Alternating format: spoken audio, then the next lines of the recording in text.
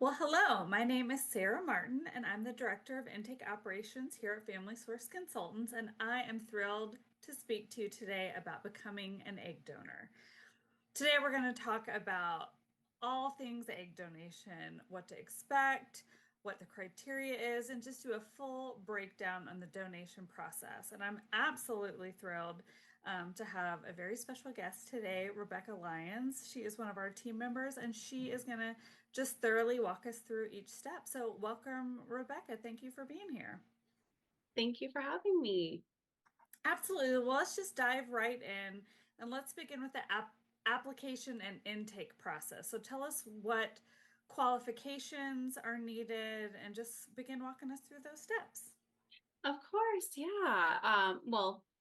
I'm happy to be here today as an experienced five-time egg donor myself. I am particularly passionate about educating potential donors about the process because I think it's really crucial for them to make an informed decision as to whether or not egg donation is going to be a good option for them.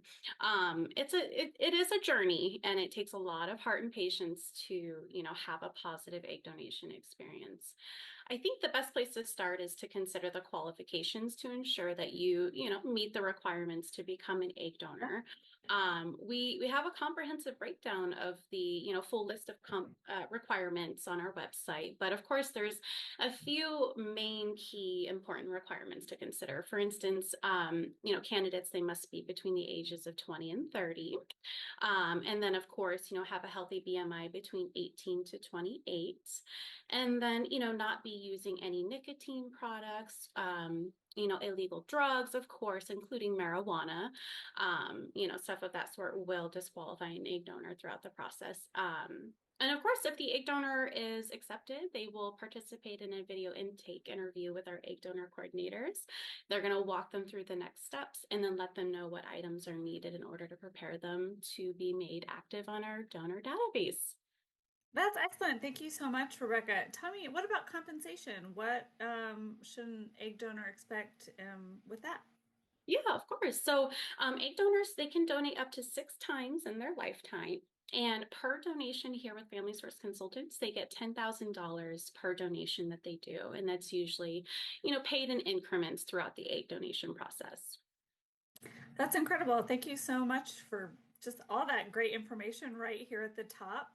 As well, tell me what's important for potential egg donors to start thinking about. What do they need to gather as they're applying? What should be on their brain and that they should be getting ready for? Yeah, of course. So as an egg donor, begins her egg donor journey, she'll want to make sure, she has an up-to-date pap smear and the results, of course. Usually takes about a week for results to post after having a pap smear done.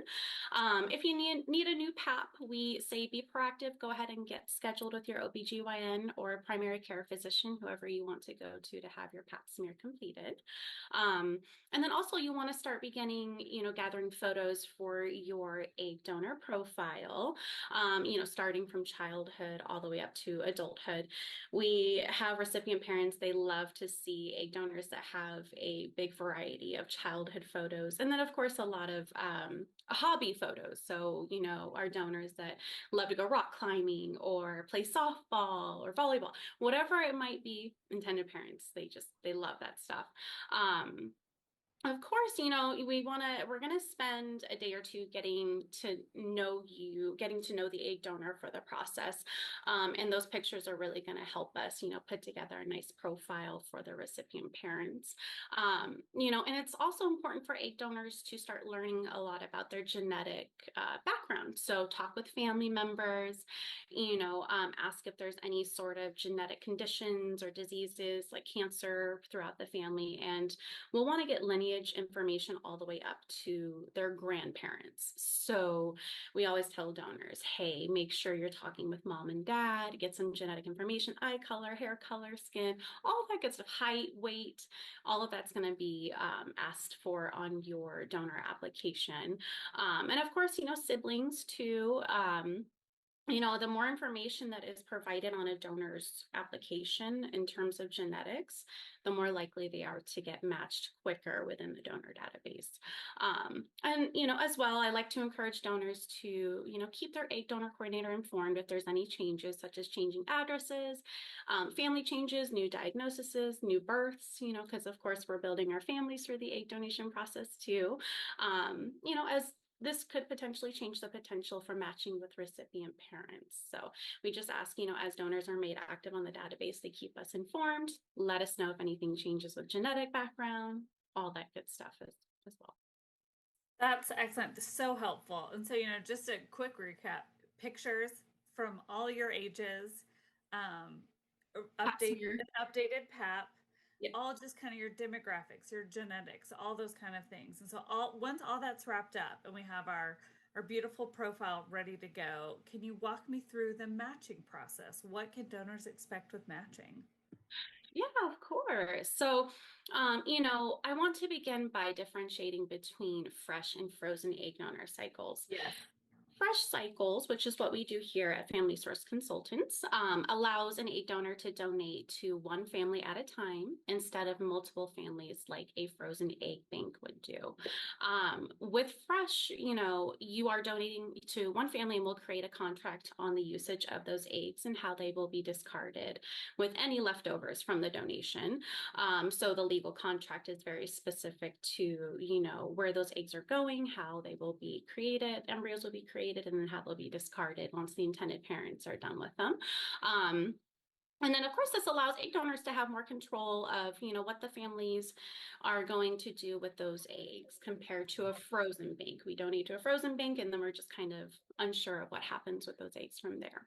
I will say that matching is an exercise of patience and waiting for the right family to select. Yeah, some donors, they'll be matched within days. Some might take weeks.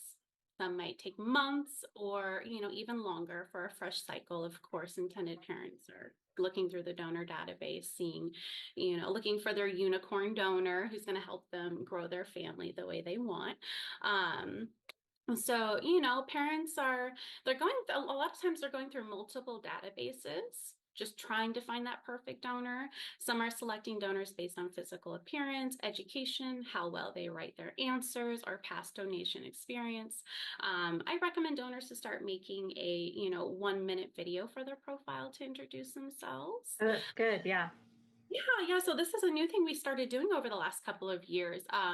We find that the biggest demand from parents is for videos of donors, just to get more views, get more inquiries essentially for that particular donor. A lot of donors that we have that do their videos, we find that intended parents have a more personalized experience with their egg donor profile and they're more likely to match with them. So yeah, that's kind of how the matching process goes for egg donors. I think that's great. And I really appreciate just that perspective too about how a donor really can have more control over what's going on when they're doing a fresh cycle versus, a one-time donation with a bank and then moving on. It really puts some autonomy for the donor. And I love that. So thank you for painting that very clear picture. I think something else that's really important for potential egg donors to understand is kind of the difference in relationships that are available when you're doing a fresh cycle. So, could you take a minute and just kind of talk through the differences of kind of how we view connection with recipient parents and donors? Yeah, of course. So recipient parents and egg donors, they can choose to have a closed, semi-open, or open relationship upon request. Many recipient parents and egg donors typically choose closed egg donation arrangements because they're most comfortable with this type of arrangement. It's kind of the first step for recipient parents when they're creating their embryos, and some of them are thinking about going on and having a surrogate. So a lot of times they feel like maybe there's just too many relationships that they'd have to build throughout the process, hence why closed is most beneficial. But yeah, in the case of a closed egg donation arrangement, the recipient parents will typically choose an egg donor who has, similar physical and personal characteristics or, perhaps particular traits that are appealing. The egg donor's identity will be kept confidential. Any information identifying her will not be given to the recipient parents. And of course, the recipient parents will be able to view all pertinent information, including medical and genetic history, physical description, photographs of the potential donor, and photographs of her children if she's willing to share them. And then from there, basically, if it's a closed donation, the egg donor will only have a number identifying her, not her name or anything of that sort. With a semi-open egg donation, this alternative offers somewhat of a middle ground solution in choosing closed versus egg donation. Oftentimes, recipient parents do not feel comfortable with closed donation because they would prefer to have the option of contacting the woman who shared her genetics, with their children. Additionally, many recipient parents do not feel comfortable with a totally open donation. So, in a semi-open egg donation arrangement, the recipient parents will be provided with the egg donor's profile information, but we do not necessarily know, we don't necessarily share last names, address, and other detailed information. So, similarly, the egg donor will be given basic information about the recipient parents. It's going to be a, two-way street. And then, again, recipient parents information like specifics, address, all that stuff. Last names, we can even protect that in a semi-open egg donation. And that will really be set firm once they get to the legal portion of their egg donation journey. Because at that point, both parties have kind of had a chance to, weigh out whether or not they want to do open, close, semi-open egg donation, and that Sure. is into a contract. So yeah. And another cool thing with semi-open is, the attorneys do a really, really good job with ensuring that everybody is sharing information that they feel comfortable with. So if it's semi-open and the egg donor is open to, sharing email contact information, if she still, wishes to remain anonymous, let's say her email has her name in it. A lot of us put our names in our emails, right? The attorney will tell her, hey, create a separate email account. That'll be your email account strictly for your recipient parents, and you guys Such a can. great tip. Yeah. Yeah, so there's a lot of, different ways to go around it. Um, and then, kind of going on to open donation. So how that works is in an open donation arrangement, all parties have agreed to completely disclose information about each other, including last names, addresses, occupations, and then other, identifying details about the donor and recipient parents. They both have to be mutually interested in maintaining contact, potentially through the life of the children born via the donation. Um, and the recipient parents and egg donor will sometimes decide to meet in person even before the egg retrieval takes place. And if not possible due to, logistics like location or scheduling conflicts, there will be at least there will at least be a conversations via email and telephone, and we can even help, schedule a Zoom meeting, get the intent recipient parents and egg donor together and let them meet each other that way too. I Um, think it's such a great reason to connect through an agency as well, is because everyone, the recipient parents and the egg donors alike, have a person to bounce those questions off of and to talk through those options and to really weigh what's best for them. And of course, be open to what the parents need based on what they're going through. And just, yeah, just wanted to take that second to say, like, the intake coordinators that, are everyone who in our who works with the egg donors are going to be able to answer those questions and facilitate what's needed. right, exactly. And that's the best part too. I love with the beginning of egg donation, we don't pressure and say, okay, do you want to do open, closed, semi-open? It's building a relationship through that first part of the egg donation journey. And then once we get to legal, we can set everything, in stone. So working with an agency, we love doing that stuff. We love seeing, we've seen many egg donations that start off closed that turn into a fully open egg donation. And those, recipient parents have gone on to have babies, and egg donors are still a very active part of that process. It's beautiful. I love it. Yeah, I mean, you really can choose the experience that you want to have. And, just I know from, an FSC perspective, Family Sources here to make sure that everyone just has the positive experience they're looking for, the connection that they're comfortable with. It's such a personal process. And so we really want everyone to feel confident and secure at each step. Absolutely. Which tees us up to a really, important, really kind of the pinnacle, the icing on the cake. What happens next is once you are matched, what can donors expect? There's travel, there's medications, there's the actual retrieval. What happens after that? Just, kind of walk us through, like, we're matched, we're ready to go, we've got contracts in place. Then what? Yeah, absolutely. Yeah, so, first and foremost, once contracts are signed with our agency, that's kind of the first step, right? With the egg donor signed on with us, recipient parents signed on with us. The legal part actually doesn't happen until after medical screening for That's the right. Yes. So I've jumped ahead. So I'll back I'll back up and you keep going. Yeah, no, of course. Well, essentially, after matching, the egg donor prepares for the initial screening process, which takes place to ensure that the egg donor is healthy physically, and there's no, medical conditions or anything that would hinder them from moving forward with an egg retrieval process. We found that most fertility clinics want donors to, travel to that respective fertility clinic for initial screening. However, blood work and genetic testing can be done locally if it's not done at the time of medical screening, or if there's a time sensitive matter. For instance, genetic testing can take upwards of 6 weeks to get back. So sometimes fertility clinics will even, try to hurry up that process, ship out a kit in the mail to the egg donor. Egg donor does a swab, sends it back in, and then we have genetic testing well on its way. Medical science is incredible, isn't it? um, and then, of course, the medical screening portion, it includes, you're going to have an evaluation of your current fertility health by, they're going to check your hormone levels, such as progesterone, estrogen. They'll do a transvaginal ultrasound to take a look at the ovaries. Again, they're going to do that genetic testing, make sure that there's no genetics that are genetic conditions that are matched up with the recipient parents. And then, the egg donor will also undergo testing for genetic mutations, HIV, other sexually transmitted diseases, have a physical, all sorts of stuff that's needed under FDA requirements. And then on top of that, the egg donor is also going to go through a psychological screening.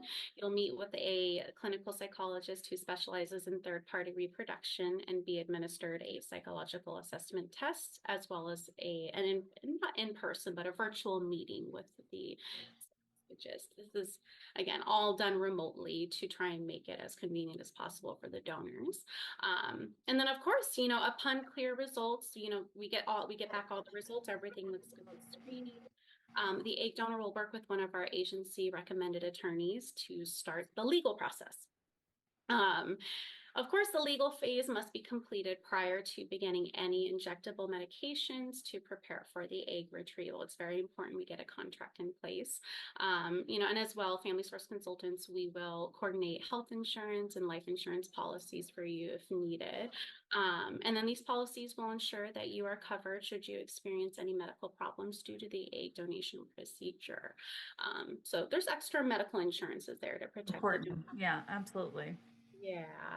And then for medications, so there's several different medications that are used throughout the egg donation process. The specific medications used, the dose of those medications and the times at which they are administered, as well as the duration of the retrieval cycle, it'll vary from donor to donor and be based upon the donor's individual needs, as well as the fertility clinic's requirements.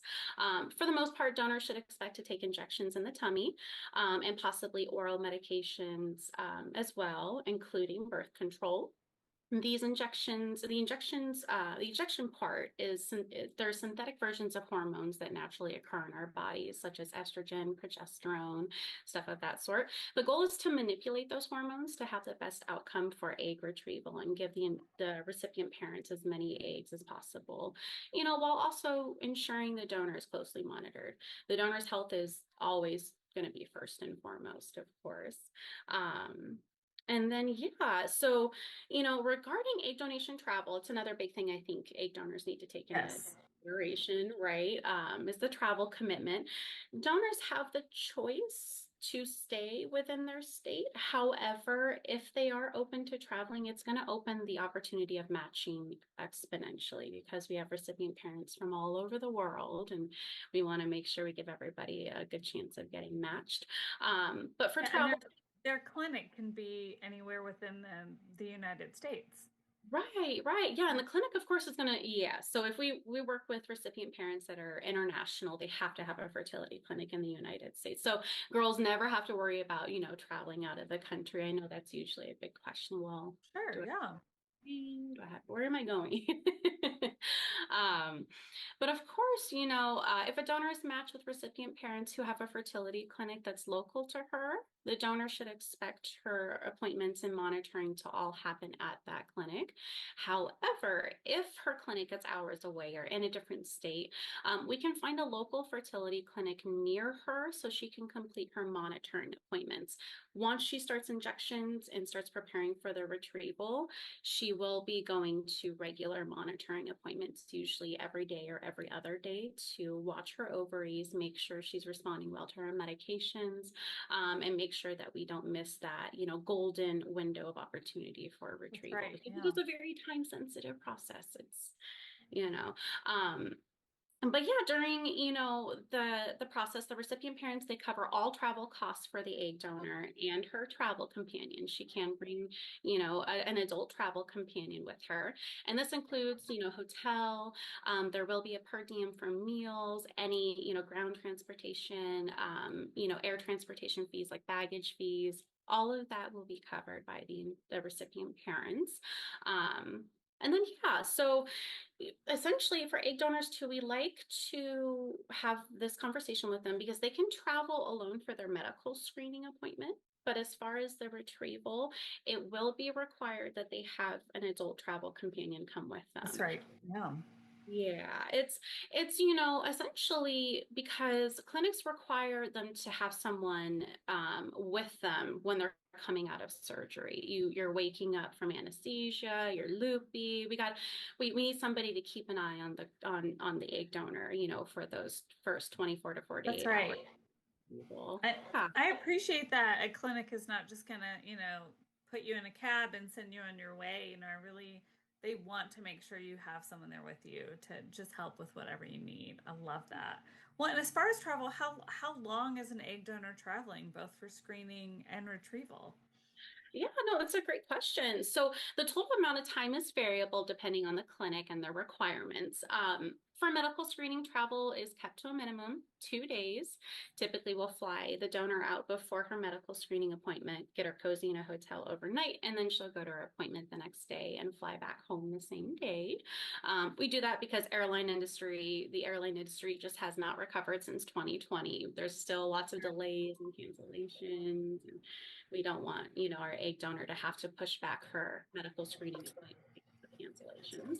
Um, Great, yeah. so yeah, but yeah, and then for the egg retrieval, so a donor can expect to travel and be near the fertility clinic anywhere from 4 to 12 days. That's a very highly variable window. I know it's hard to plan for that, of course. But the reason for this is, travel, it's variable because some fertility clinics may prefer that a donor be near their fertility clinic sooner or earlier in the retrieval in case they think she might be ready sooner or, ready for retrieval sooner. And sooner than the retrieval calendar anticipates. This is especially true. It rings really true for our first time egg donors and repeat egg donors who have shown a history of, fast retrieval cycles because Sure. again, it's all a very time sensitive process.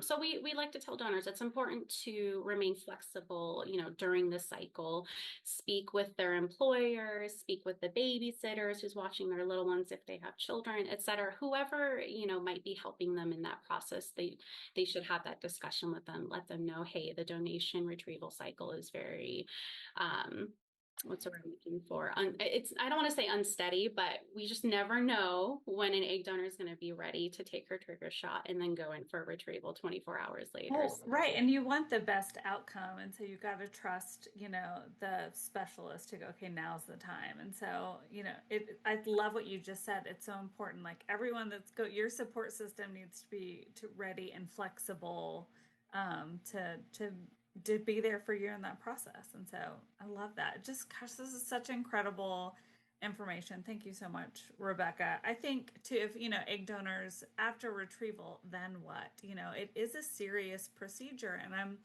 I am sure there's some anticipation and some nervousness. What's the recovery process like?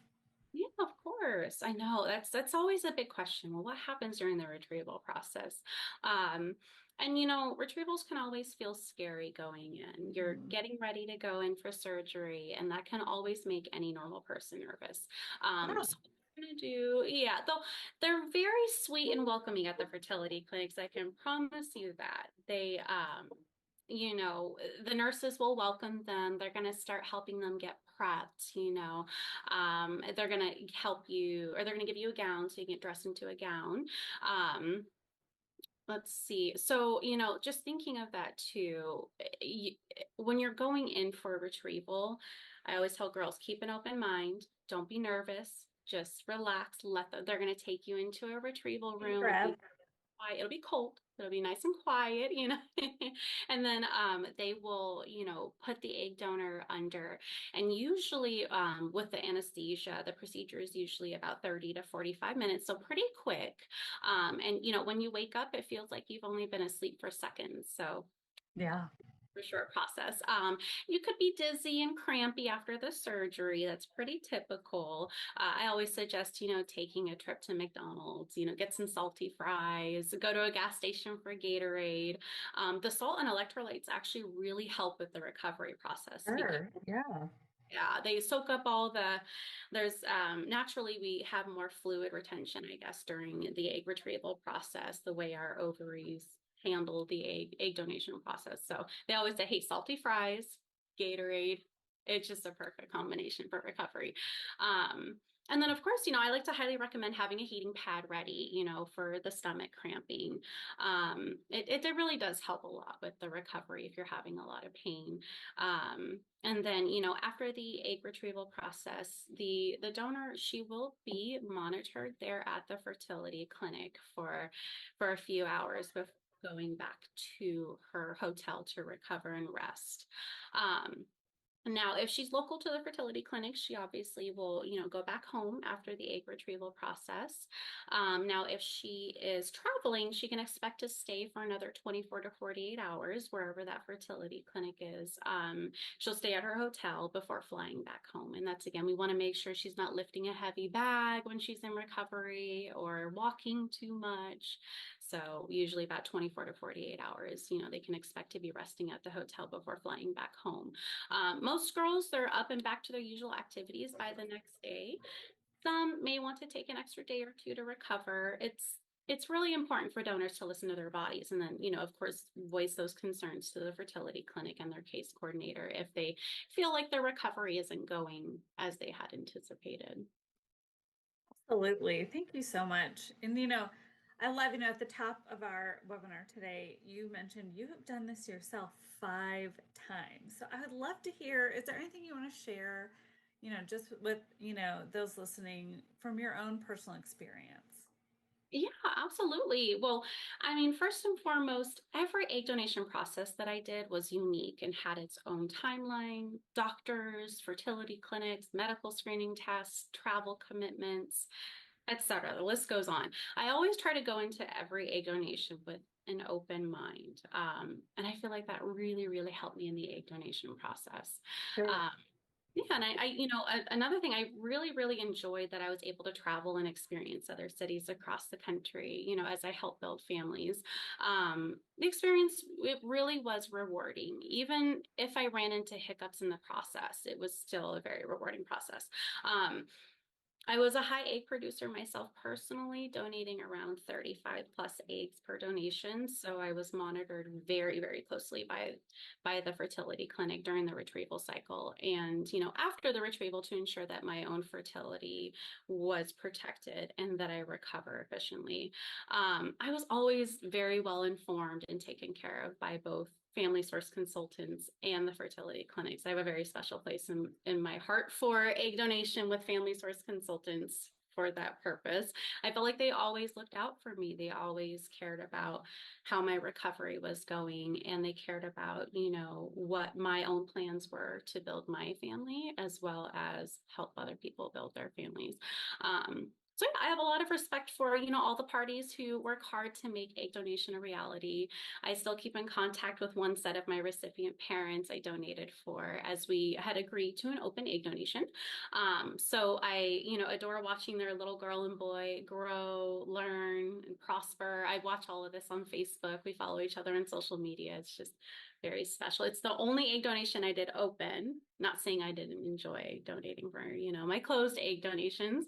But yeah, egg donation just overall, it's so rewarding in more ways than one, more than just the compensation. It's you're bringing children into the world for these wonderful parents that are waiting to grow their families. That's incredible. Thank you so much, Rebecca. One, just for sharing your personal experience and also just your expertise today and just chatting about all things egg donation and becoming an egg donor with Family Source Consultants. I'm sure it's obvious, to our listeners that we're passionate about this process. The egg donation process really is just so extraordinary and really helps hopeful parents take one more step towards, their dream of making their family. So, just what a beautiful gift. So, if egg donation is something you're interested in and ready to apply for, or just have questions, please reach out to us. We can't wait to connect with you. Our website is full of additional information as well, and just an easy place to start and reach out to us. www.familysourceconsultants.com. We can't wait to hear from you, and just thank you so much for listening today. Thank you. Bye.